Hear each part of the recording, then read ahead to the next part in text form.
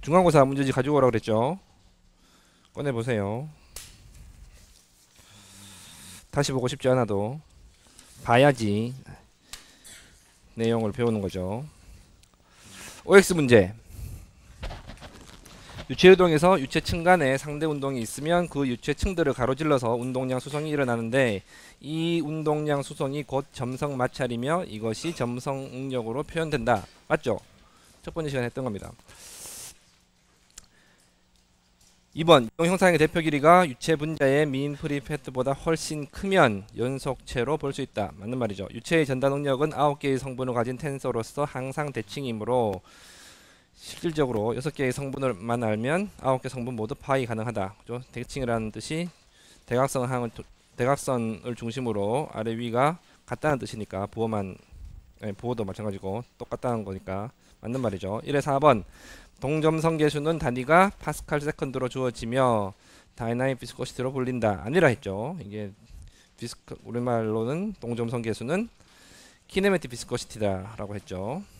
그죠? 그리고 동점성 계수의 단위는 미터 제곱 퍼 세컨드죠. 단위 시간당 얼마만큼의 많은 면적으로 퍼져나가느냐 확산되느냐 나타낸다고 했으니까. 1에 5번 질량의 입출입은 없으나 일이나 열의 입출입은 허용되는 시스템을 오픈 시스템이라고 한다. 아니죠. 그죠? 이게 뭐예요?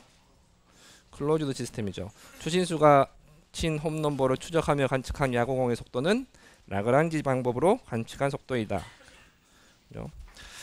7번 물속의 프로펠러가 빨리 회전하면 프로펠러 날개 끝에서 공동 현상이 발생하는데 이는 이 부분의 증기압이 물의 압력보다 내려가서 발생하는 것이다. 맞아요, 틀려요? 응? 틀리죠. 바뀌었죠. 이는 이 부분의 물의 압력이 증기압보다 내려가서 발생하는 것이든 그게 맞죠. 그죠?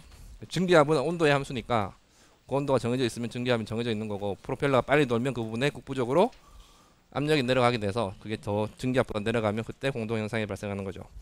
물속에 완전히 잠겨 있는 물체에 작용하는 부력은 그 물체에 작용하는 정수 압력의 수직 성분만으로 계산할 수 있다. 다음에 속도장을 가진 유동은 2차원 유동이다. 맞아요, 틀려요? 응? 3차원 유동이에요, 2차원 유동이에요? 응? 3차원 유동이에요? 내가 수업 시간에 그렇게 얘기를 했죠. 이게 문제 내면은 무지무지 쉬운 건데 이 문제 내면 항상 한 반 정도는 틀린다. 그죠? 3차원이라 대답하는 사람들은 틀린 거예요. 그죠? 남들이 틀린 게 그렇게 좋아요?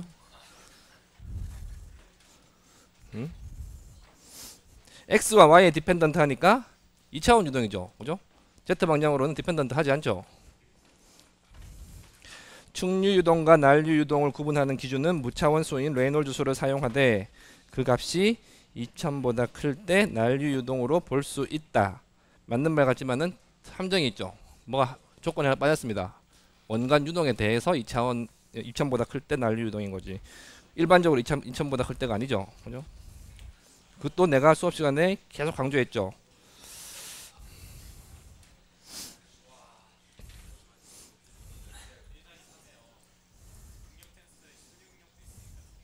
뭐라고요?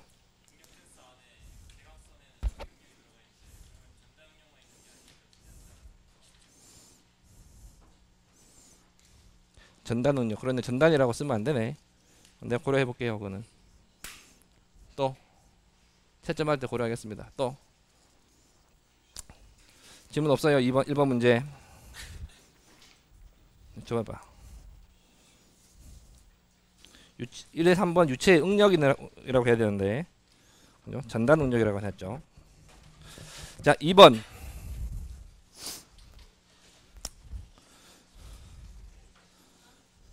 무지 쉬운 거죠. 물질 미분의 정의를 쓰라 마지막 3장 할 때 썼죠. 이게 벡터니까 벡터식으로 표현하게 되면 그대로 적으면 되죠. 그죠?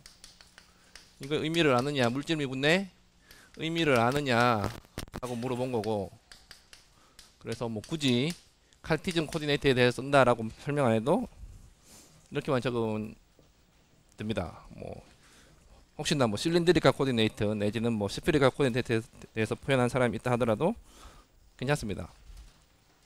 수업 시간에 했는지 모르겠는데 까먹었는데 했는지 모르겠는데 이거를 줄여서 홈수 3에서 뭐라고 배워요? 요 세 개를 하나의 프라폴트로 나타내면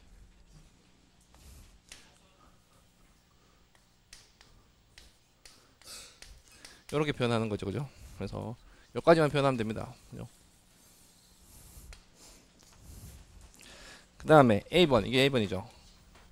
이게 A번. 가속도, 이게 가속도입니다. 가속도고, 이 가속도는 벡터니까 X 성분, Y 성분, Z 성분 있죠. 학생들 보면 이게 X 성분, 이게 Y 성분, 이게 Z 성분이라 하는데 완전 얘는 벡터에 대해서 개념이 없는 거예요. 이건 지금 벡터식이고 이게 하나의 이게 세 가지 성분을 다 포함하고 있죠. 이거의 X 성분 지난 시간에 다 수업 시간에 적어줬습니다, 그죠? Y 성분, Z 성분은 du의 dt, 얘는 dv의 dt, dg의 dw의 dt로 되어 있죠. 그죠? 그래서 여기 있는 벡터 v 대신에 속도 컴포넌트 u, v, w가 들어가면 되는 거죠.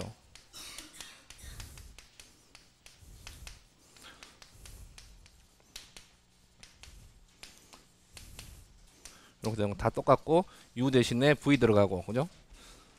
u 대신에 w 들어가면은 y 성분, z 성분이 되는 거죠. C번.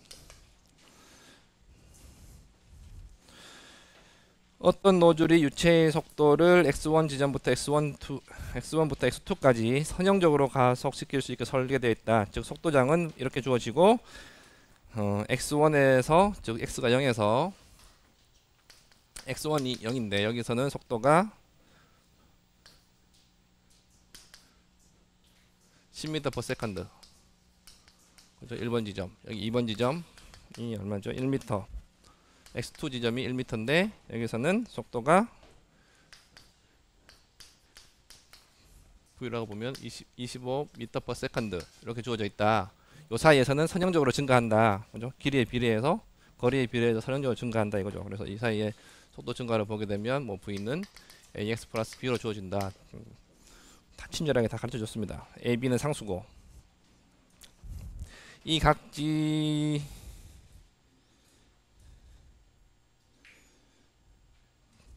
점의 국부 가속도, 여기 1번 지점, 2번 지점 국부 가속도는 결국 얘를 말하는 거죠.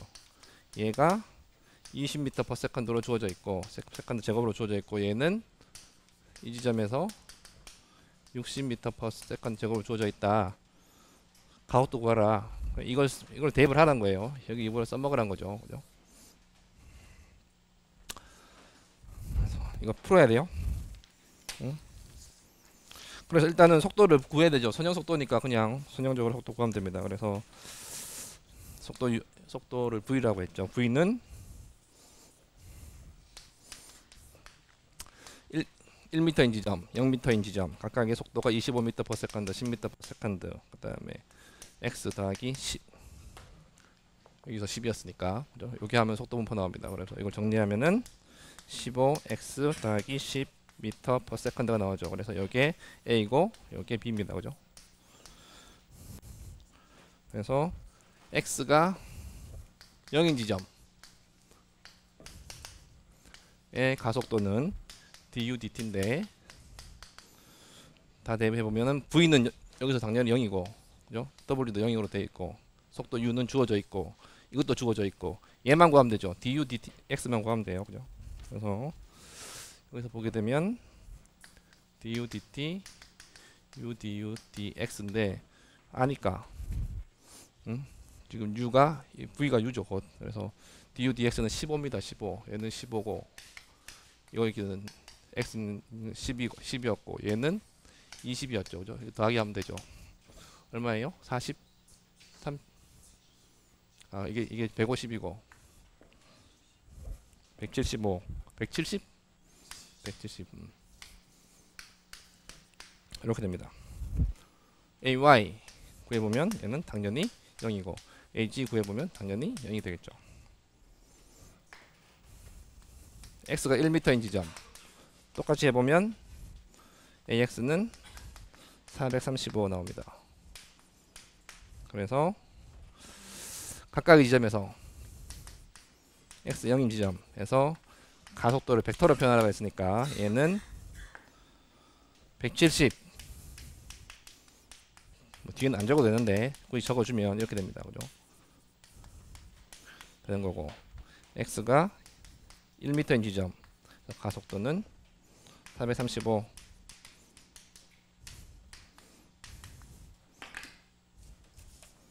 오게 되죠.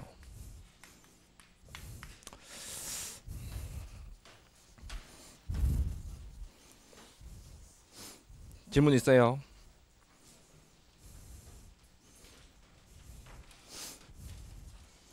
(3번) 문제는 굳이 안 풀어줘도 되죠. 이거 숙제 문제죠. 그래서 중간고사 점수가 없다라고 한 거예요. 숙제 문제인데 숙제 문제와 다른 게, 숙제에서는 원통의 반지름이 10cm였고 다른 하나는 13cm였는데 그 문제가 좀 잘못됐죠. 그래서 여기서는 반지름이, 바깥 반지름이 11cm라고 해놨습니다. 그것만 빼고 나머지 다 똑같아요. 숫자도 안 바꾸고 다 똑같아요. 그래서 각자 숙제 보면 알 수 있을 테니까 넘어가도록 하겠습니다. 3번 문제에 대해서 질문이 있으면 질문하세요. 4번 무지 쉬운 거죠. 2장 문제에 대해 정수압력에 대한 건데, 정수압력 문제 이렇게 쉽게 낸 적은 처음이에요. 지름 10m 구 형태의 풍선이 있다. 20도씨 130kPa의 헬륨으로 차 있다. 풍선 재질이 단위 면적당 85g을 갖고 있는 거다.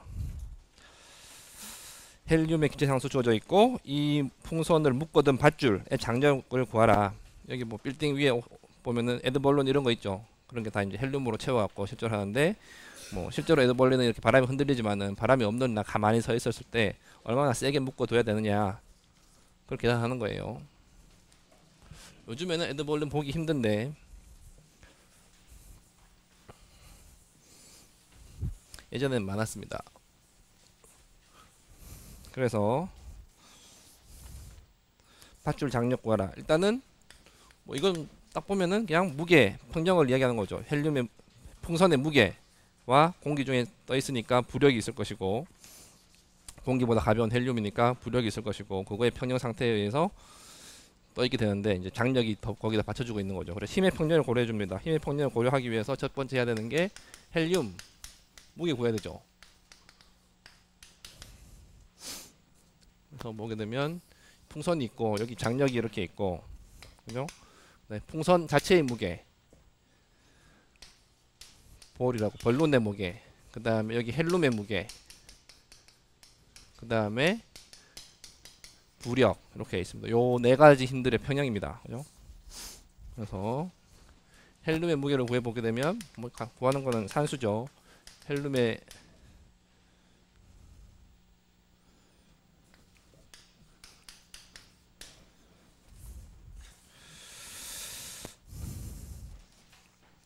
밀도에다가 중력 가속도, 그 다음에 이 풍선의 부피 구하면 되는데 기체상수 주어져 있으니까 헬륨의 밀도는 퍼펙트 로에 의해서 구하면 되죠. 그래서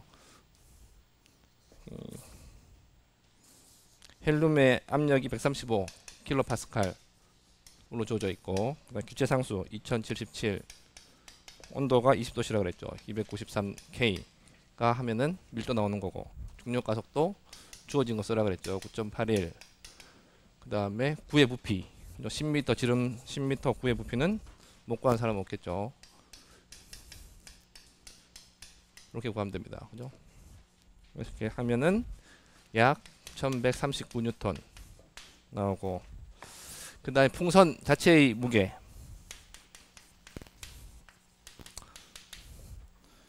는 재질 단위 제곱미터당 85g 이라고 주어져 있으니까 풍선의 표면적 구할 수 있죠. 그래서 곱하면 됩니다. 그래서 0.085 kg 미터 제곱이고, 그 다음에 풍선의 표면적은 여기 D는 지름이고, 풍선의 지름이고, 그 다음에 중력 가속도 9.81 미터 퍼세컨 제곱하면 다 없어지고, 이건 미터 제곱이죠. 262 뉴턴으로 나옵니다. 그죠? 장력을 지금 구하는 거고, 그다음 남아 있는 게 부력만 구하면 되죠. 그래서 부력은 자 아시다시피 지금 이 풍선에 의해서 배제된 공기의 무게가 그 부력입니다. 그래서 공기의 밀도 곱하기 중력과 속도 곱하기 풍선의 부피, 그죠? 공기의 밀도는 뭐 뒤에 표준 대기 표 있으니까 그거 보고 하면은 나오죠. 293. 공기의 기체상수 알아야 되는데 뭐 외워서 쓰는 사람도 있겠지만은 이거 몰라도 뒤에서 표를 보면 알 수 있는 거죠. 그죠? 이상기체 상대 방정식 3개 값이 나오니까 표 보면은 이거 계산할 수 있죠. 9.81 곱하기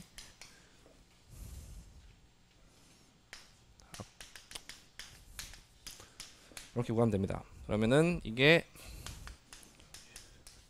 이렇게 나옵니다. 그래서 평형을 이루어야 되기 때문에 텐션은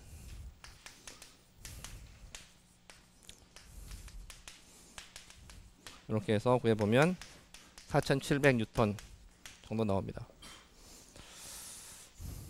그 다음에 이렇게 묶여질 때 4700뉴턴의 힘으로 당겨주고 있으면 풍선이 거기 서 있다는 거고, 만약에 밧줄을 끊어주게 되면 풍선이 얼마만큼 올라가느냐. 결국 이거 1번 계산, A번 계산하는 사람은 B번도 쉽게 계산할 텐데 결국 뭐예요? 텐션이 없는 경우에요. 텐션이 없이 평형 상태에 도달하려면 이게 얼마일 때 평형 상태에 도달하겠느냐, 이게 묻는 거죠. 그죠? 그래서 이때는 부력하고 중력하고 평형을 이룹니다. 그죠? 그래서 이거 하게 되면 얘는 즉 부력이 1401뉴턴이 되는 지점이 어디냐, 그죠? 위치마다 높이마다 공기 밀도가 다 바뀔 거니까, 얘는 다 상수고 공기 밀도가 다 바뀔 거니까 부력이 1401이 되는 높이가 어디냐, 뒤에 표에서 찾으라는 거예요. 그래서 얘는 부력은 이렇게 주어지니까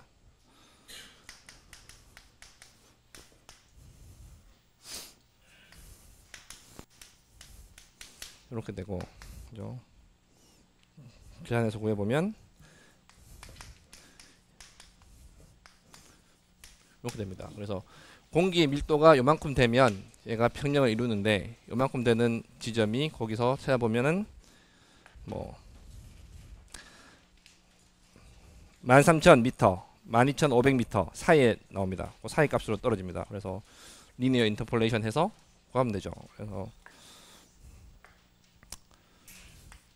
내가 구하고자 하는 높이가 Z라면은 선형 방정식 써갖고 12,500일 때 데이터 있고 13,000일 때 데이터 있으니까 12,500일 때 0.287 킬로그램 퍼 미터 삼성이었고 13,000일 때 0.2652 킬로그램 퍼 미터 삼성으로 밀도가 주어지죠. 0.273 빼기 0.287 해주면 됩니다. 아니다, 13,000일 맞죠? 그래서 내가 구한 게 0.287이니까 내가 구한 게 이거니까, 그죠? 그래서 해보면 이게 얼마냐? 12,821 미터 나옵니다. 엔지니어링 센스가 있는지, 엔지니어링 센스하고 유치학학에서 배운 거하고 여러분들이 잘 결합을 해서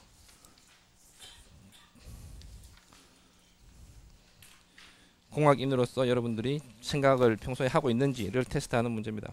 질문 있으면 질문하세요. 예. 뭐라고요?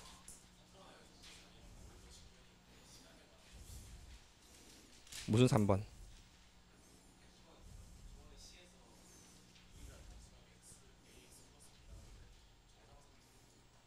그렇죠.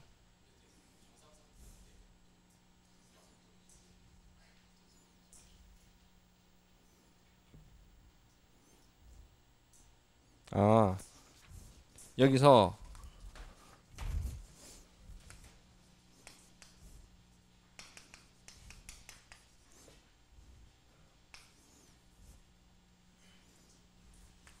여기 V1이고 여기 V2인데 요거는 정상 상태에서 이야기한 게 정상 상태를 하더라도 정상 상태를 이야기한 게 아니고 정상 상태라도 요식은 안 변한다는 거예요. 같이 올라갔다 같이 떨어지는 거예요. 전체가 상관없어요.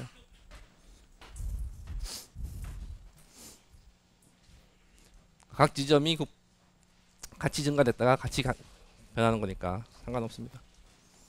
예, 예, 예, 예, 예,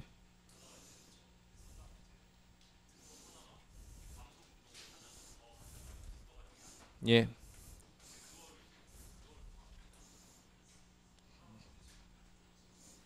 뭐 그렇게 해도 되고. 근데 이렇게 쉽게 할 수 있는데 그렇게 어렵게 할 이유는 없는 거죠.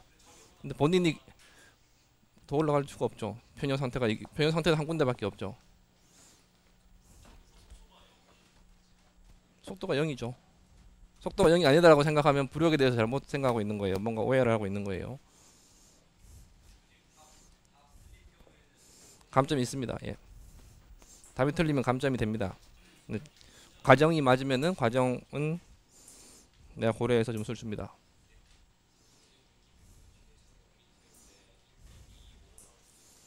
뭐라고요?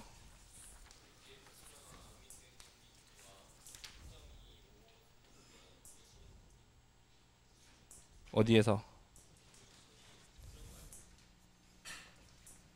요구할 때?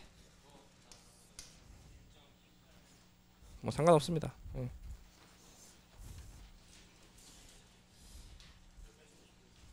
근데 문제는 주어져 있는 문제는 20도씨라고 주어져 있죠. 그죠? 크게 상관없습니다. 그래서 또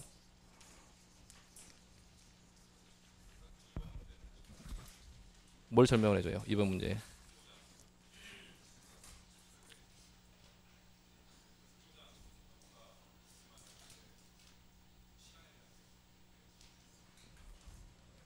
시간에 대한 거는 굳이 안 준 이유가 국부학도 얼마나 이미 여러분들 말씀을 쉽게 줬죠. 그러니까 안 준 거예요. 그래서 같이 올라갔다 같이 떨어지다 생각하면 돼요. 그러니까 문제를 쉽게 주기 위해서 그렇게 만들어 준 겁니다. 또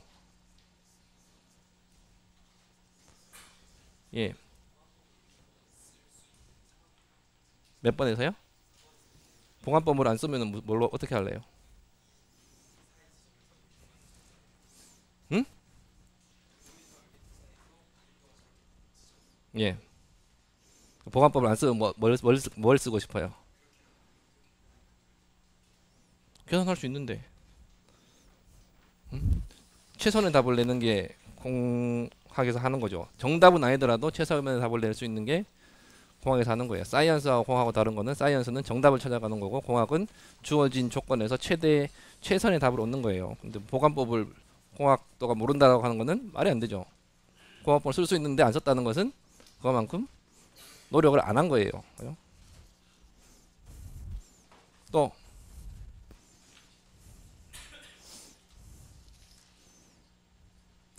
그래서 여러분들은 내가 학생들한테 하고 항상 이렇게 시험 같은 거나 숙제 같은 걸 이야기를 해보면 어쨌거나 답 맞추는 것만 신경을 써요. 근데 여러분들 여기서 학교에서 배워야 되는 거는 답 맞추는 능력이 아니에요. 답 맞추는 건 상관없어요. 정확하게 언내리시스하고 그 언내리시스에 대한 근거를 제시할 수 있는 것. 내가 이런 근거로 이런 답을 냈다. 그게 중요한 거예요. 답 맞춰서 뭐 할 거야? 이 답 갖고 뭐 할 거야? 오늘 중간고사 1번 문제가 뭐 OX 문제가 뭐 O가 몇 개, X가 몇 개. 그럼 맞춰 갖고 뭐 할 거야, 그거. 응? 왜 그렇게 되는지 아는 게 중요하지. 숫자도 마찬가지예요. 여러분들한테 어떤 인포메이션들이 앞으로 계속 주어질 텐데 사회에서 여러분들이 공학인으로서 살아갈 때 여러분 전문성을 살려서 일을 할 때 많은 인포메이션들이 주어질 텐데 그 인포메이션을 가지고 최선의 답을 얻어낼 수 있는 능력을 키우는 게 지금 여러분들이 하는 일이에요. 배우는 일이에요. 근데 여러분들은 그거 신경 안 쓰고 답 맞추는 것만 계속 신경 쓰고 있잖아. 대학생이 돼하고. 그죠? 아니라는 거예요.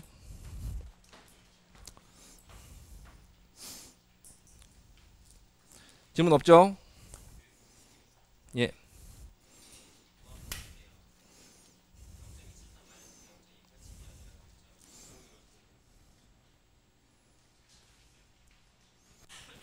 왜요?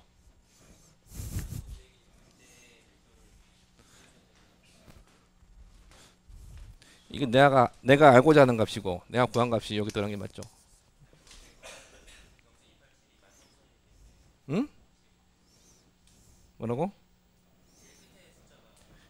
이게 여기 있잖아요. 그러니까 얘를 쓰는 게 맞죠. 얘가 여기 들어가는 게 맞죠. 맞아요. 생각해보고 아니면 난데 찾아오세요. 내가 맞을 거예요.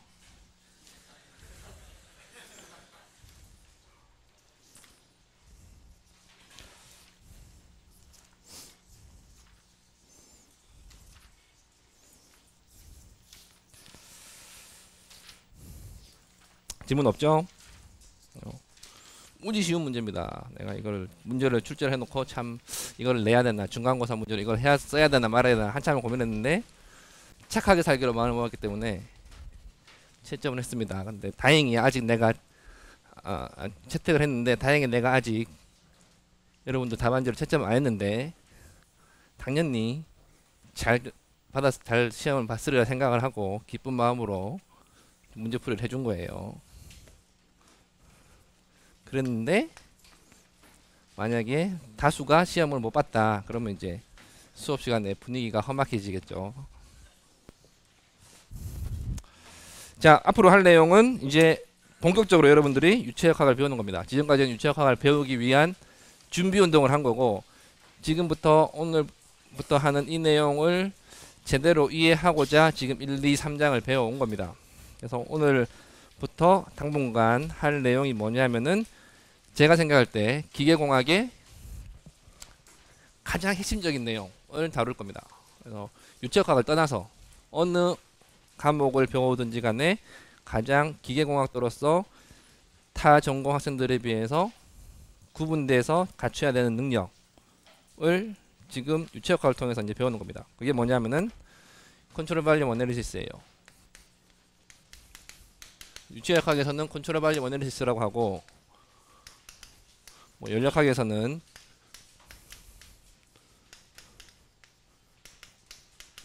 다른 말을 쓰고 뭐 동력까지 다른 말 쓰는데 쉽게 말하면은 이게 뭐냐 하면은 유체 유동에다가 보존 법칙을 적용을 하는 거예요.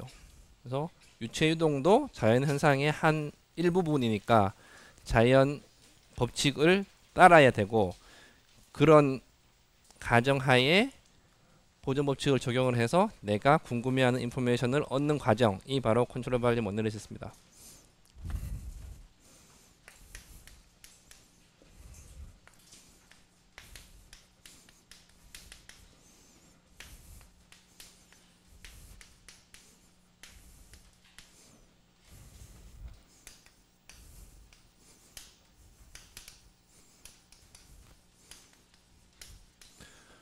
그래서 동력학에서는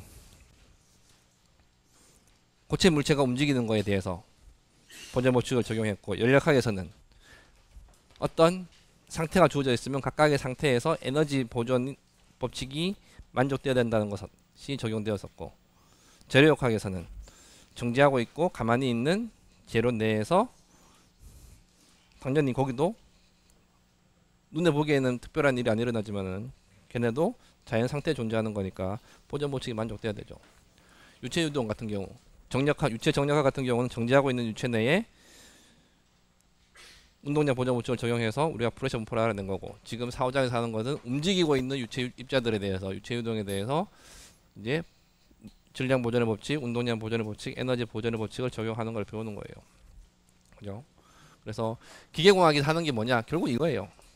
이미 여러분들이 고등학교 때, 중학교 때부터 배워왔던 보존 법칙을 구체적으로 움직이는 고체 물체, 정지해 있는 고체 물체, 아니면은 움직이는 유체 물체, 정지해 있는 유체 물체에 적용해서 내가 알고자 하는 인포메이션 얻어내는 것. 그 능력을 키우는 게 기계공학에서 하는 핵심입니다.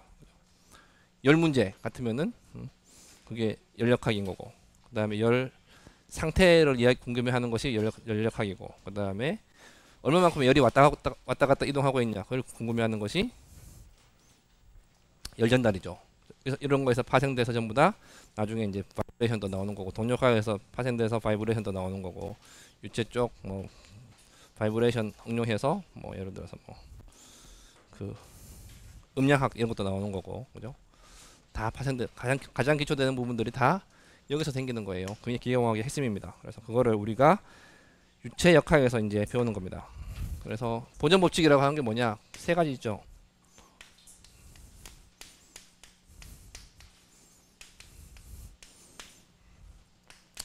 기초, 가장 기초가 되는 지혜 방정식. 잘 아시죠? 첫 번째, 컨저베이션 오브 매스가 있죠. 질량 보존 법칙. 두 번째, 운동량 보존 법칙이 있죠. 컨저베이션 오브 모멘텀. 세 번째, 컨저베이션 오브 에너지가 있죠. 그죠? 연력학 제해 법칙에서는 엔트로피 증가의 법칙도 있지만은 뭐 유체역학에서는 굳이 그걸 안 따집니다. 그거 안 따져도 유체역학에서는 충분히 인포메이션 얻어낼 수 있기 때문에.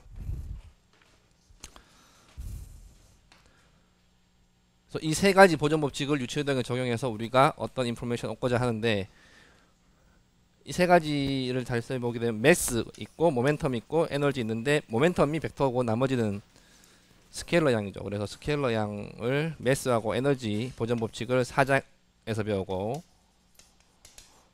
모멘텀 법칙을 5장에서 배웁니다. 이렇게 구분되어 있습니다. 그래서 컨저베이션 오브 모멘텀을 배운다. 이미 우리 2장에서 한 거예요. 정지한 유체 했습니다. 이게 뭐냐면은 결국 뉴턴의 세컨드 롤을 움직이는 유체의 입자에다가 적용을 한다는 거예요. 그죠? 에너지 보존 법칙을 배운다. 움직이는 유체 입자에다가 연력학 제일 법칙을 적용한다는 거예요. 그죠? 같은 얘기죠. 뭐 질량 보존의 법칙은 또 다른 이름이 있지만 나중에 하고. 근데 기존에 이미 다 알고 있네, 우리 더 이상 별 필요 없네, 뭐 그렇게 생각할 수도 있을 거예요. 그래서 실제로 그렇게 생각하는 사람은 진짜 혼자서 충분히 공부할 수 있는 부분입니다. 근데 문제는 뭐냐면은 기존에 여러분들이 대부분 다 다른 역학 과목이나 고등학교 때, 중학교 때 배웠던 내용들은 다 이런 보존 법칙들을 라그랑지적으로 관찰을 해서, 아, 라그랑지적으로 관찰했더니 보존 법칙이 이렇게 되더라, 질량이 안 바뀌더라, 에너지가 안 바뀌더라, 에너지가 보존되더라, 질량이 보존되더라, 운동량은 가해준 힘만큼 바뀌더라 라고 서술이 되어 있습니다. 근데 유체의 유동은 라그랑지적으로 관찰하기 힘들다 그랬죠. 실제로 유체역학을 우리가 연구를 할 때 실험실에서 연구를 하는데, 실험실에서 유체 입자를 관찰이 유체 입자 관찰이 어렵습니다. 안 되죠. 그래서 오일러적으로 관찰을 하는데, 오일러적으로 관찰을 하면 기존에 이미 잘 알고 있던 보존 법칙을 조금 수정을 해줘야 돼요. 내용을 수정하는 게 아니고 표현하는 방법, 기술하는 방법을 수정을 해줘야 됩니다. 그래서 이미 우리가 이것들은 라그랑지적으로 대부분 다 잘 알고 있는데, 유체이동에서 써먹으려고 하면은 얘를 오일러적으로 표현한 보존 법칙을 갖고 써먹어야 되니까 일단 그걸 배우는 거예요. 그래서 학생들이 이 부분에 대해서 어려워합니다. 유체역학이 어렵다라고 학생들이 얘기하는데, 일단 벡터량을 인력학과는 다르게 벡터를 다루고, 그 다음에 오일러리안으로 보존 법칙을 자꾸 적용하려고 하니까 학생들이 헷갈리는 건데, 딱 하나만 오늘 배울 내용 하나만 여러분들이 잘 이해하면 어려울 게 하나도 없습니다. 벡터가 어려우면 벡터는 3번 생각하면 돼요. X축으로 한 번, Y축으로 한 번, Z축으로 한 번. X축으로의 모멘텀은 그냥 스케일러죠. Y축으로 모멘텀은 스케일러죠. Z축 모멘텀도 스케일러죠. 그죠? 그래서 그렇게 하면 되는데, 꼭 보면 공부 못하는 학생들이 벡터를 한꺼번에 처리하려고 해요. 그죠? 그러니까 꼭 이해가 안 되는 거예요. 틀리는 거예요.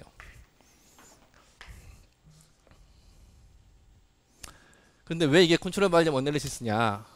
오일러적으로 관찰을 하면 대상이 컨트롤 매스가 아니고 컨트롤 발륨이라 했죠. 그래서 컨트롤 발륨을 관찰을 해서 거기에다가 보존 법칙을 적용하는 거기 때문에 컨트롤 발륨 어널리시스라고 일반적으로 부릅니다. 그래서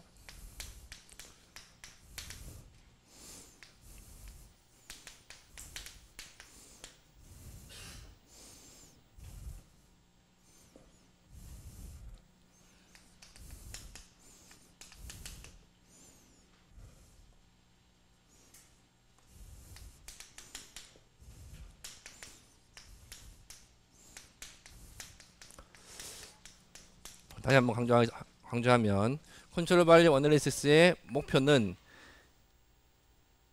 공학적인 문제에, 뭐 유체 문제가 되겠죠. 유체 문제에 보존 법칙을 적용하는 방법을 배우는 건데, 우리는 그 방법으로서 컨트롤 발륨 어널리시스를 쓴다 라는 겁니다. 그래서 지난 시간에 했던 거 다시 한번 확인해 보면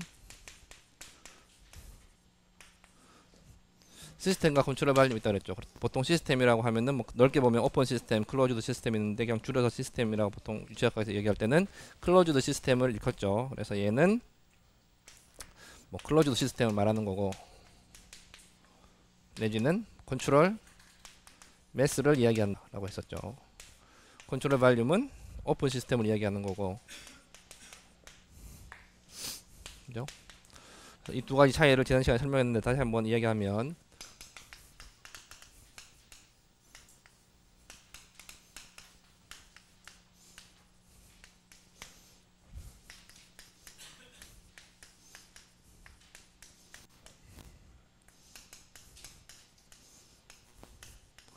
그래서 시스템 같은 경우는 질량의 양이 정해져 있습니다. 한번 시스템을 정하면 그 안에 질량은 바뀔 수가 없죠. 왜냐하면 질량이 입출입이 허락이 안 되니까. 그 두 이야기를 적은 거고, 얘는 라그란지 방법으로 관찰을 할 때 쓰인다라고 했었습니다. 컨트롤 발륨이라고 하는 것은 어떤 영역인데 오픈 바운더리를 갖는다 그랬습니다. BDRY는 바운더리라 했죠.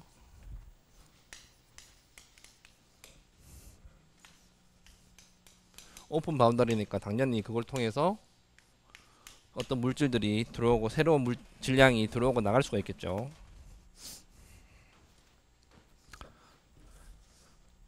컨트롤 매스는 시스템은 질량이 정해져 있으니까 그 안에 있는 질량의 구성들이 그러니까 그 배열이 바뀌면은 시스템 바운더리도 바뀝니다. 형태가 바뀐다는 얘기죠.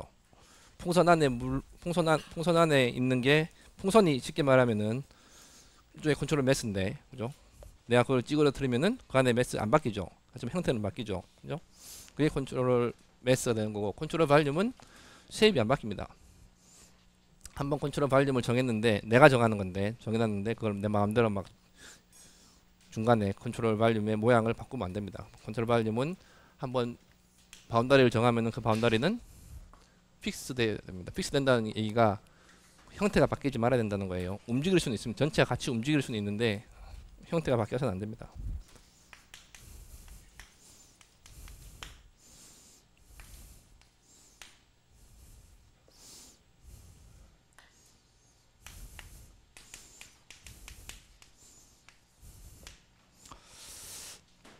이런 차이들이 있습니다. 그래서 이런 컨트롤 발륨 어널리시스를 하는데 컨트롤 발륨을 적절히 선택하는 것도 잘 해야 되고, 그 다음에 선택한 다음에 컨트롤 발륨에서 일어나는 일들을 관찰을 해야죠. 그래서 관찰도 잘해야 됩니다. 관찰을 하는데 여기서 한번 관찰하고 저기서 한번 관찰하고 내가 왔다 갔다 하면서 관찰하면은 다 다르게 보이는 거죠.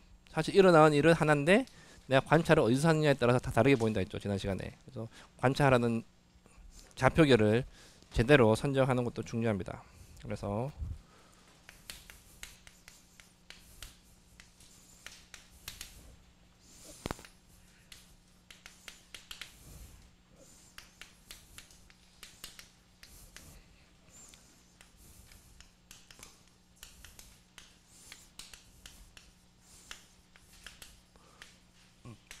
항상 컨트롤 발륨 어널리시스를 하기 전에 레퍼런스 프레임을 정하고 컨트롤 발륨도 정하고 그러고 난 다음에 시작을 해야 됩니다. 그러고 이제 분석을 하기 시작한다는 거예요. 분석을 한다는 말이 바로 보전 법칙을 적용한다는 거죠.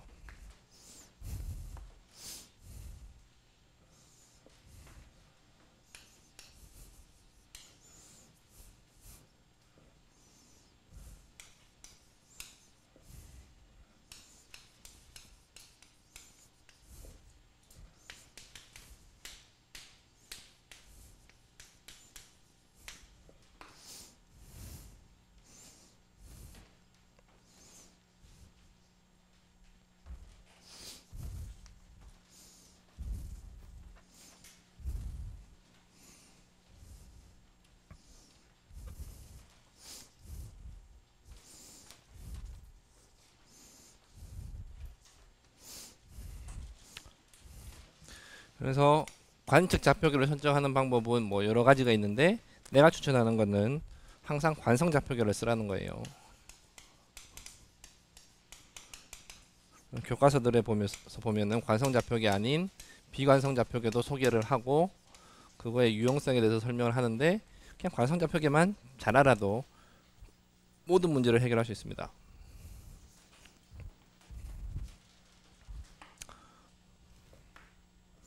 이너셜 레퍼런스 발류입니다. 레퍼런스 프레임이다. 이너셜 컨트롤 발류입니다. 라고 하실 때 이너셜이 무슨 말이냐면은 얘는 가속도 운동을 하지 않는다는 거예요.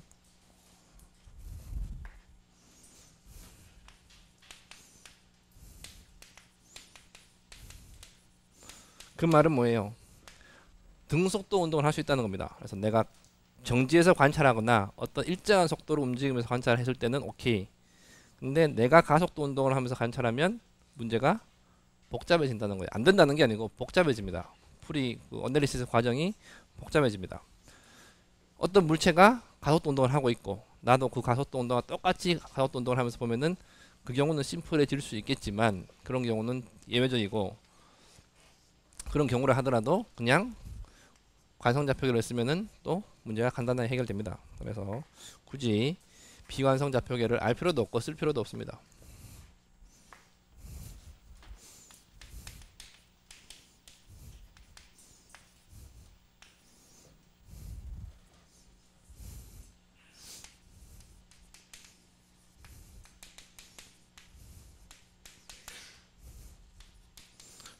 넌 엑셀러레이팅이 뭐냐? 이너셜 레퍼런스 프레임이 뭐냐? 정지한 좌표계 내지는 일정한 속도로 움직이는 좌표계라고 생각하시면 됩니다. 그래서 우리가 레퍼런스 프레임을 정했다는 말은 그 레퍼런스 프레임에서 이제 컨트롤 발륨에서 일어나는 일들을 관찰한다는 거예요. 컨트롤 발륨의 질량이 얼마만큼 바뀌는지, 컨트롤 발륨의 오픈 바운더리를 통해서 얼마만큼의 에너지가 들어오고 나가는지, 모멘텀이 들어오고 나가는지 이런 것들을 관찰한다는 겁니다. 레퍼런스 프레임이 바뀌면은 그 들어오고 나가는 거의 속도들도 다 바뀌겠죠. 그래서 하나의 레퍼런스 프레임을 선정을 해서 그것을 일관되게 사용하는 게 중요하다는 거예요. 그래서 뭐 유체역학 문제가 아니더라도 이건 다 필요한 얘기죠. 컨트롤 발륨이라고 하는 것은 유체역학에서 나오는 거니까 컨트롤 발륨 어떻게 정하느냐 이거는 특별한 그 룰은 없습니다. 반드시 이렇게 해야 된다.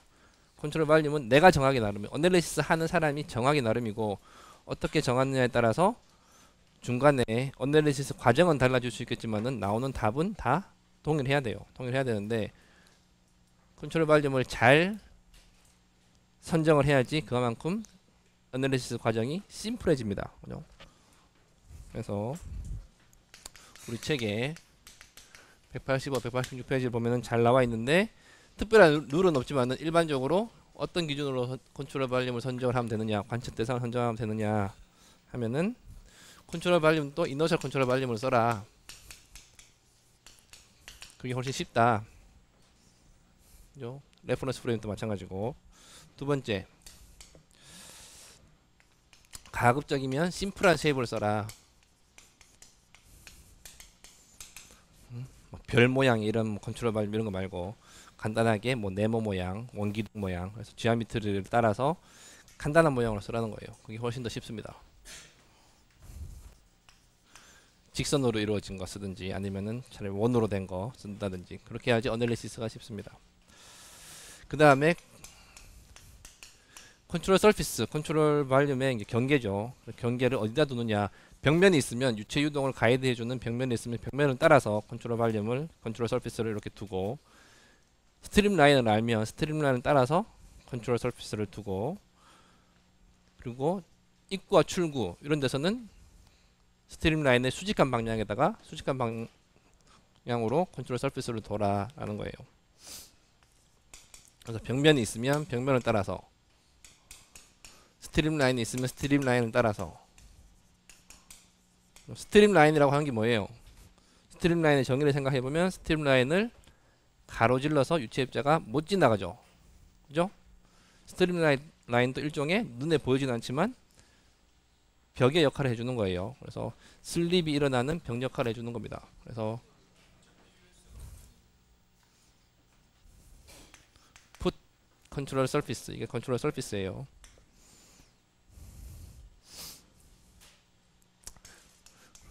출구와 입구에서는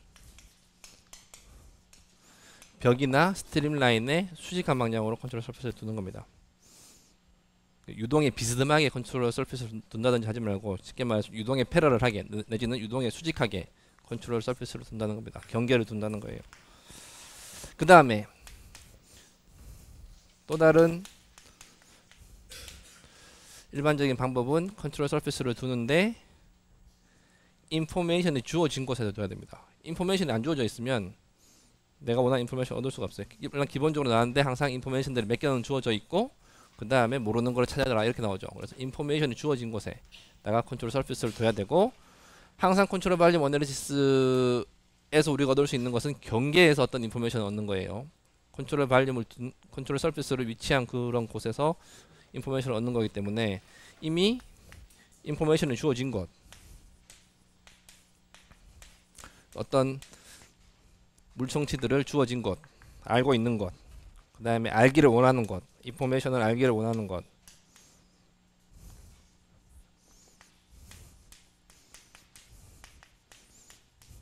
에다가 컨트롤 서피스를 두면 됩니다. 보통 입구 출구에다가 주어지죠. 뭐 입구가 이렇게 될 때 출구에서는 어떤 물리량을 구하라. 그러면 입구와 출구에 서피스를 둬야 된다는 거예요.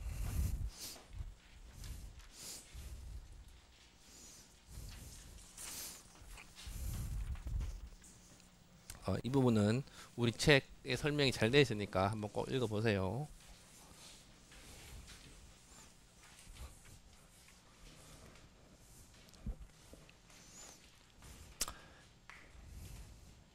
그래서 보존 법칙 세 가지가 있다 했었는데 세 가지에 대해서 한번 쭉 보도록 하죠. 세 가지뿐만이 아니고 기존에 우리가 이미 알고 있던 것, 라그랑지적으로 알고 있던 것들에 대해서 한번 리뷰를 하고 그 다음에 얘들을 어떻게 오일러적으로 서술을 하는지를 보도록 하죠.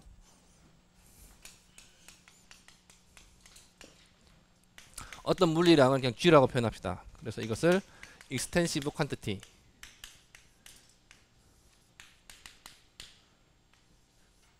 소문자 G를 intensive quantity, 이건 무슨 말이죠? intensive, extensive? 응? 인력학에서 배웠을 텐데. extensive는 우리말로 뭐예요? 응? 이거 무슨 성량이라고 얘기하죠? 응? 종량, 성량. 얘는 강도, 성량입니다. 우리말로. 이 둘의 관계는 extensive quantity를 질량으로 나누면 intensive quantity가 됩니다.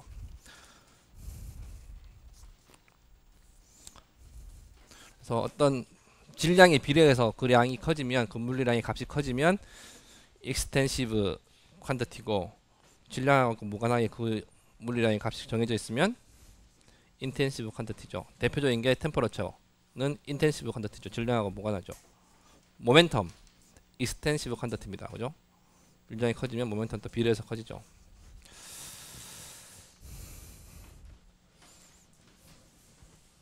그래서 어떤 물리량을 G라고 하셨을 때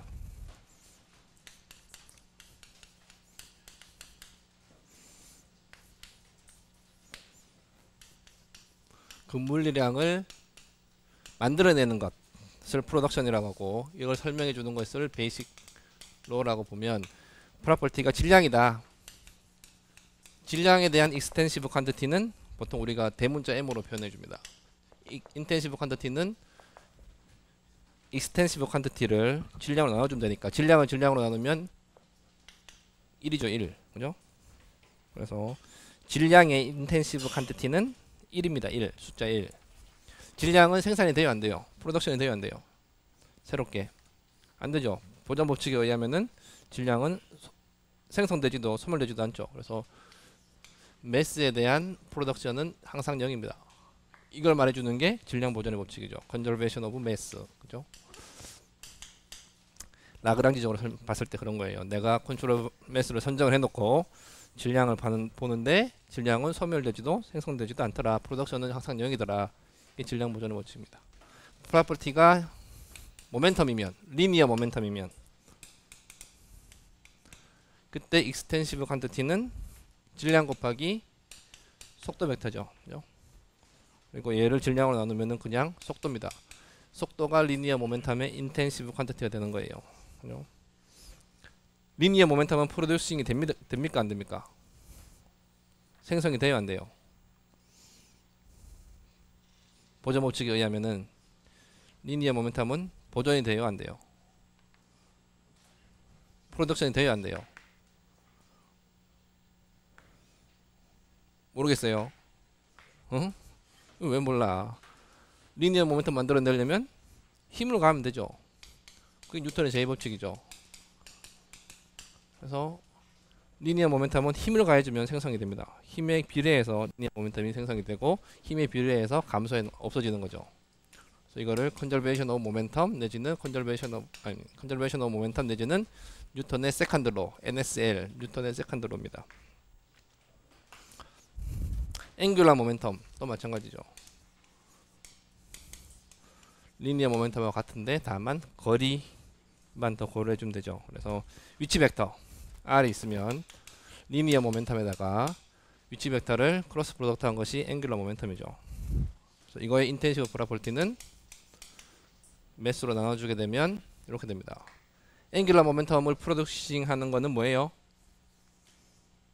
리니어 모멘텀은 폴스고 앵귤러 모멘텀 언제 프로듀싱이 돼요? 응? 그렇죠. 토크를 가할 때 되죠. 그래서 토크를 가하면 됩니다. 토크를 하든지 아니면은 모멘트도 상관없죠. 폴스의 모멘트라고 보면 되죠. 이것도 뉴턴의 세컨드로 결국 아니면은 컨저베이션 오브 앵귤러 모멘텀이 되겠죠.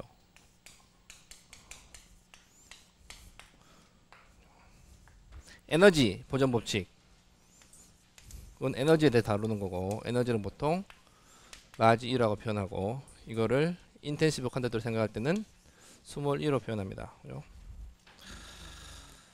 에너지도 질량과 마찬가지로 컨트롤 매스에서는 전혀 프로듀싱이 안 돼요. 항상 보존되는 거니까. 그게 연력학 제1법칙이죠. 내지는 컨저베이션 오브 에너지 이렇게 표현합니다. 보존 법칙은 아니지만은 이미 우리가 배웠으니까 한 번 더 복습을 해보면 엔트로피에 대해서 배웠죠. 연력학에서. 그래서 엔트로피는 라지 S로 표현하고 인텐시브 퀀티티는 그냥 소문자 S로 표현합니다. 그죠? 얘는 프로듀싱이 되는데 이퀄하게 프로듀싱 되는 게 아니고 항상 얘보다 크더라. 투입되는 열량보다 크더라. 라고 되어 있죠. 이게 연력학 제2법칙입니다.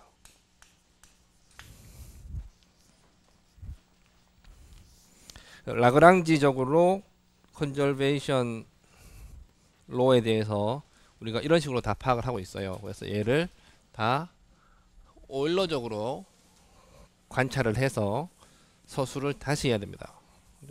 그게 4장 5장에서 하는 일인데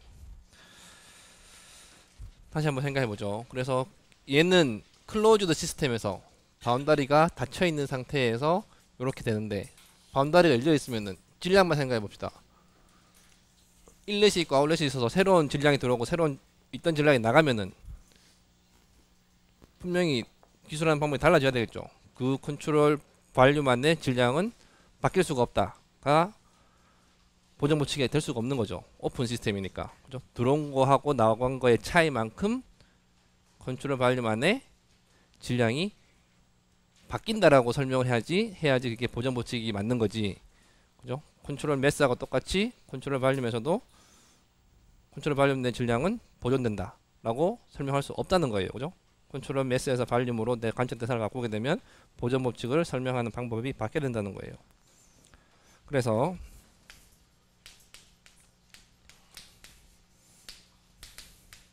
오일러리언에서 컨저베이션을 설명하는 방법은 뭐냐? 어떤 양의 프로덕션, 여기 있는 이 프로덕션을 P라고 하면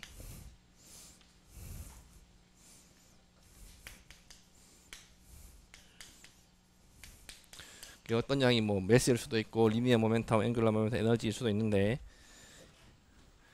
어떤 양의 프로덕션이 있으면 그 프로덕션은 그 물리량을 저장할 수 있는, 쉽게 말하면 이거는 컨트롤 발륨입니다. 스토리지라고 하는 컨트롤 발륨이에요. 컨트롤 발륨에 저장하고 있는 양의 변화가 생긴다는 거예요. 인크리즈라는 말은 증가한다는 뜻이 아니고 증가하거나 감소한다는 걸 다 포함해서 하는 거예요. 로 반영이 되거나 아니면은 들어오고 나간 거에 차이로 반영이 된다는 거죠. 한마디로 얘기하면 네트 아웃플로라고 얘기합니다. 네트 아웃플로라는 게 나간 거 빼기 들어온 걸 얘기하는 거예요. 그죠? 질량만 생각해보면 아주 간단하죠. 질량은 프로듀싱이 안 됩니다. 그죠? 프로듀싱 안 돼. 자변 0이고. 즉, 나간 거 빼기 들어온 게 만약에 5만큼 차이 난다. 그러면은 컨트롤 발륨 안에서도 5만큼 변화가 있어야 된다는 거예요. 나간 게 5개가 더 많다 들어온 것보다. 그러면은 컨트롤 발륨 안에는 5개만큼 줄어야 된다는 거죠. 무지무지 간단한 거예요. 어려운 거 없습니다. 그죠? 질량도 그렇고 똑같은 룰로 모멘텀 고려해주면 되고 똑같은 방법으로 에너지 고려해주면 돼요. 그게 오일러리안으로 관측한 보정 법칙이에요. 어렵지 않죠? 다시 이걸 풀었으면 프로덕션 더하기 인플로 들어온 양, 어떤 물리량의 프로덕션하고 또 그 물리량이 들어온 거의 합은 저장된 공간에 그 물리량의 저장소에 그 물리량의 변화량 더하기 나간 거와 같아야 된다. 두 개가 같은 말이에요. 네트 아웃플로우를 인플로 아웃플로우 구분해서 적어준 겁니다. 보통 우리가 어널리시스 할 때 어떤 물리량만 갖고 얘기하는 게 아니고 단위 시간당 얼마만큼 변화가 있었냐 이렇게 많이 얘기합니다. 단위 시간당 질량이 얼마만큼 변화했냐, 단위 시간당 모멘텀이 얼마만큼 변화했냐, 단위 시간당 에너지가 얼마만큼 변화했냐. 그래서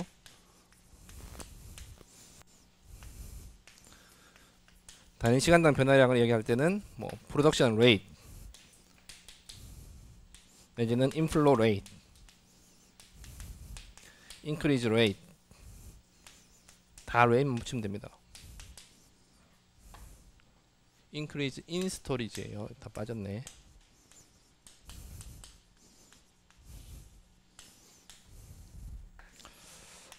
그 다음에 아웃플로 레이트,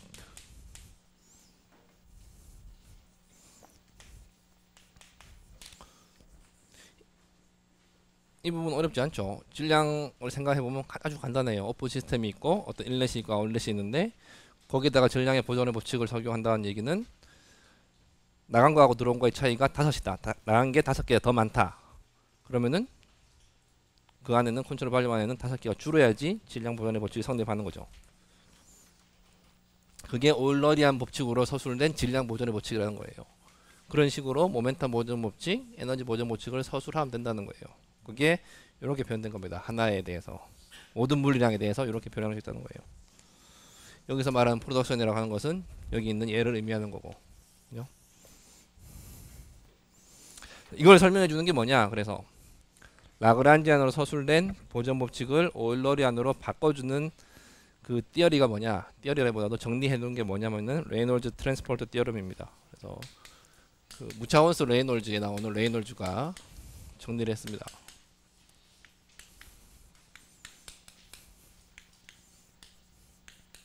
보통 RTT라고 얘기를 하고,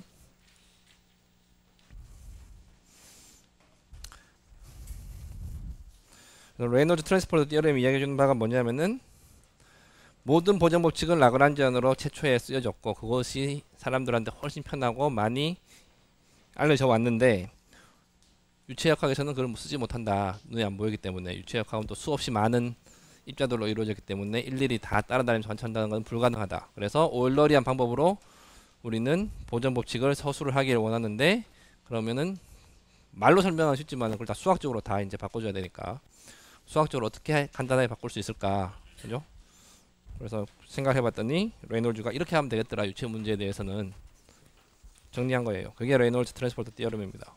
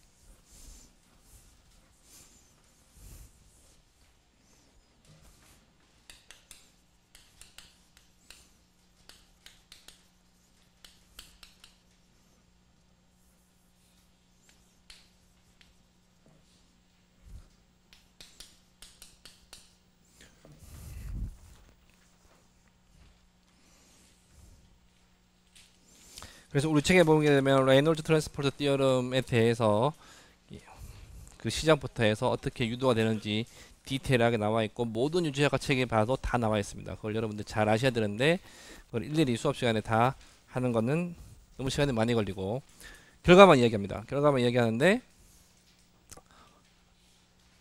잘 들으세요. 시간이 얼마 없는데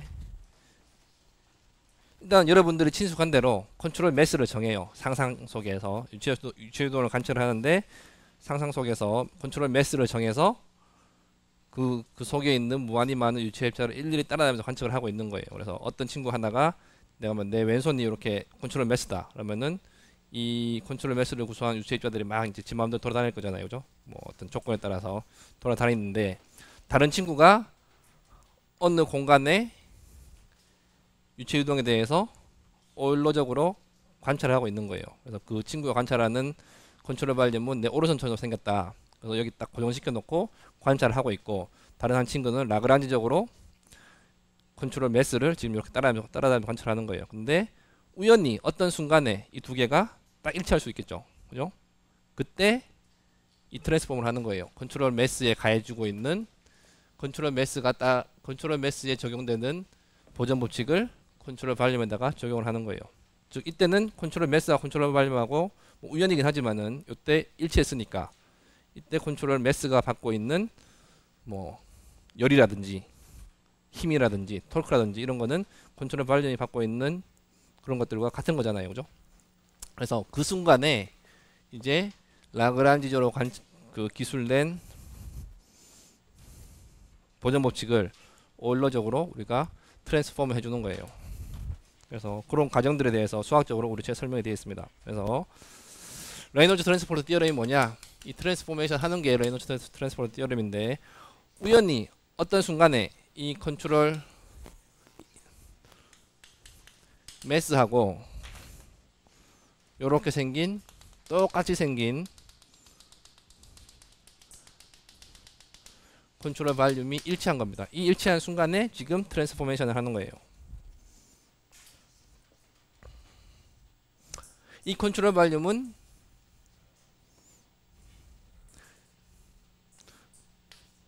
어떤 속도 V로 컨트롤 발륨 V로 움직일 수도 있습니다.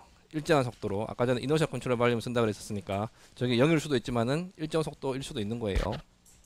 그 다음에 이 컨트롤 매스는 정지해 있는 게 아니고 얘도 어떤 임의의 속도 V로 가지고 움직이고 있죠. 이 순간에. 그죠? 이 순간에 보게 되면 레이놀즈 트랜스포트 티어럼이 뭐냐? 이 컨트롤 매스 안에서 어떤 물리량의 변화가 일어나게 되면 그 물리량의 변화는 컨트롤 발륨 내에 일어나는 물리량의 변화와 어떤 관계가 있다라는 것을 밝혀주는 겁니다. 결론부터 쓰게 되면 여기 G는 아까 전에 말했던 인텐시브 프로퍼티 G를 말하는 거예요.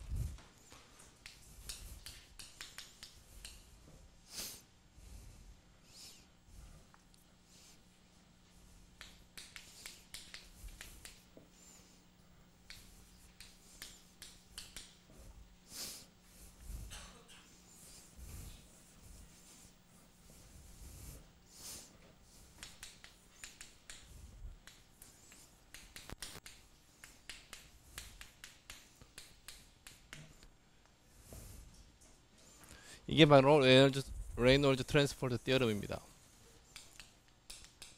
레이놀즈가 봤더니 보전 법칙은 이렇게 트랜스포메이션 하면 되겠더라. 이게 다예요. 이 결과를 우리 책에서 유도하기 위해서 뭐 여러 가지 이야기를 하고 있는데 그거 꼭 한번 여러분들이 직접 보시고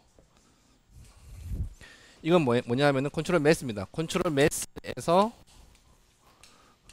매스에 대해서 라그랑지 관찰을 했었을 때 어떤 물리량 G의 변화율이죠. 지금 밀도 곱하기 dV는 뭐예요? 컨트롤 매스의 미소 볼륨입니다. 그래서 밀도 곱하기 미소 볼륨이니까 컨트롤 매스 내의 미소 질량이죠. 그 미소 질량이 가지고 있는 G라고 하는 물리량의 합입니다. 컨트롤 볼륨에 대한 합. 그죠? 이거 보세요. 여기 지금 쓰지 말고 설명할 때 컨트롤 매스에 대해서 전체 지금 최적분을 하고 있는데 최적분한 결과 이게 뭐냐면은 컨트롤 매스가 가지고 있는 그 물리량의 총합이에요. 그것이 시간에 대해서 얼마만큼 변하고 있다. 그죠? 질량이 됐든 운동이 됐든 에너지가 됐든 설명해 주는 게 좌변이에요. 그죠? 이거는 어떻게 변하고 있다. 질량이라 그러면 안 변한다. 에너지도 안 변한다. 리니어 모멘텀이라고 하면은 얘는 가해준 힘에 비례해서 변한다. 잘한다는 거예요. 라그란지적으로. 근데 지금 이 두 개가 컨트롤 매스하고 컨트롤 발륨이 순간적으로 일치하고 있으면 같은 공간에서 같은 유체 입자를 지금 두 개를 보고 있으니까 보게 되면 그 순간에 그러면 라그란지로 관찰했을 때 컨트롤 발륨 어떻게 되느냐? 똑같죠? 컨트롤 발륨 내에 있는 로 곱하기 dv는 미소 질량이죠. 컨트롤 발륨 내에 미소 질량이 갖고 있는 물리량입니다. 그거를 최적분한 거니까 최적분한 결과는 컨트롤 발륨이 가지고 있는 그 물리량의 총합이죠. 그죠? 그것이 그 합의 시간에 대한 변화율이죠. 두 개가 단순히 같지 않다는 거예요. 오픈 시스템이기 때문에 이렇게 일치한다 하더라도 요거 더하기 뭐까지 고려해줘야 되냐면은 컨트롤 서피스를 통해서 밀도 곱하기 속도 곱하기 면적입니다. 이게 뭐예요? 질량 유량이죠. 그죠? 밀도 곱하기 속도 곱하기 면적은 질량 유량이죠. 그래서 컨트롤 서피스를 통해서 오픈 서피스를 통해서 오픈 바운더리를 통해서 드나드는 질량 유량이 가지고 들어가고 나가는 물리량이에요. 그거의 총합입니다. 컨트롤 서피스 전체를 통해서 인테그레이션 하는 거니까. 그래서 이게 뭐냐면은 네트 아웃플로 레이시라는 거예요. 아까 전에 말했던. 그래서 들어오고 나간 거의 차이죠. 이 인테그레이션 한 거에. 그래서 컨트롤 발륨 내에 어떤 물리량의 변화율과 컨트롤 발륨을 서피스를 통해서 들어오고 나가는 그 물리량의 차이. 그 두 가지 합이 컨트롤 매스에서의 그 물리량의 변화율과 같다는 거예요.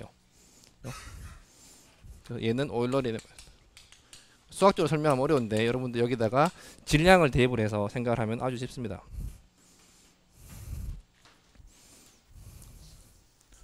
그래서 이 두 가지가 같다. 언제 같으냐? 항상 같은 게 아니고 지금처럼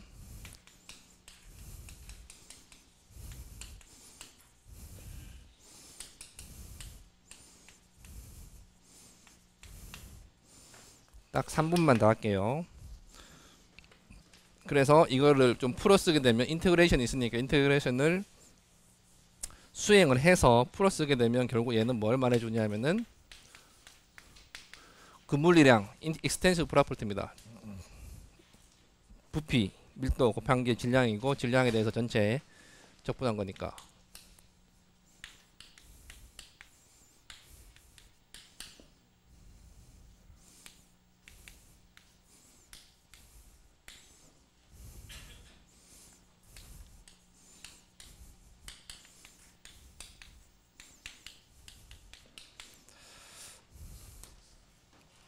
여기서 V 렐러티브라고 하는 것은 이걸 렐러티브 상대 속도를 의미하는 거예요.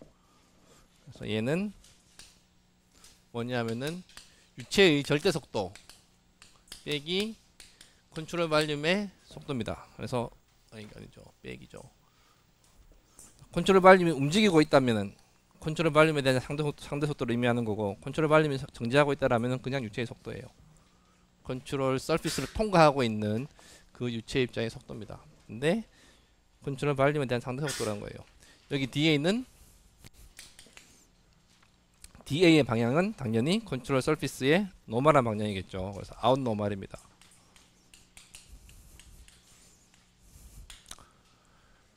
그래서 밀도 곱하기 상대 속도, 컨트롤 발륨에 대한 상대 속도 곱하기 미소 면적이 바로 미소 질량 유량이 되는 거죠. 그 미소 질량 유량이 가지고 들어오고 나가는 물리량의 총합은 들어온 것과 나간 거의 차이가 되는 거고 이런 관계가 있다는 거예요. 그래서 이 컨트롤 매스에서 그 물이랑 얼마만큼 바뀌는지는 우리가 쉽게 안다는 거예요. 이미 라그란지적으로 보존 법칙을 아니까. 그래서 그걸 통해서 좌변 알아내는 거고 그때 그러면 컨트롤 발륨에서는 물리량이 얼마만큼 변하는지 그 물리량이 얼마만큼 들어오고 나가는지를 알아낼 수 있다는 겁니다. 그래서 이거에 대한 물리적인 해석만 하고 끝내도록 하겠습니다. 좌변은